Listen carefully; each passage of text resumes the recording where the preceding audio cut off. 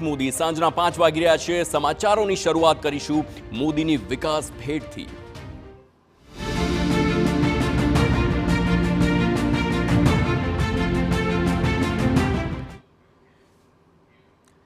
PM મોદીનો 3 દિવસનો ગુજરાત પ્રવાસ રાજ્ય માટે વિકાસ કાર્યોની ભેટને લઈને આવ્યો છે। પીએમ મોદી દ્વારા આ 8,000 કરોડથી પણ વધુના વિકાસ કાર્યોનું ખાતમુહૂર્ત અને લોકાર્પણ કરવામાં આવ્યું। તો સૌર ઉર્જા ક્ષેત્રે ગુજરાતને અગ્રેસર બનાવવા લક્ષ્ય સાથે પીએમ મોદી આજે ગાંધીનગર પહોંચ્યા।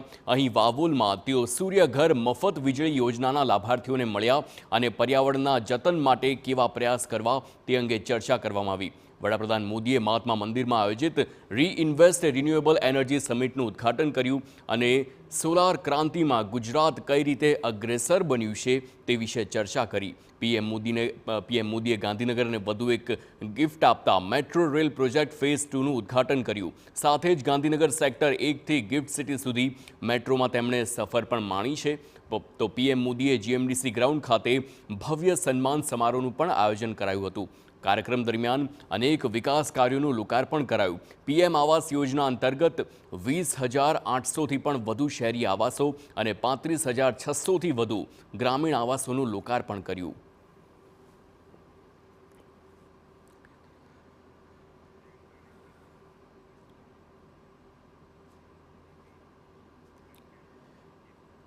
તો મેટ્રોની સફર બાદ વડાપ્રધાન નરેન્દ્ર મોદી જીએમડીસી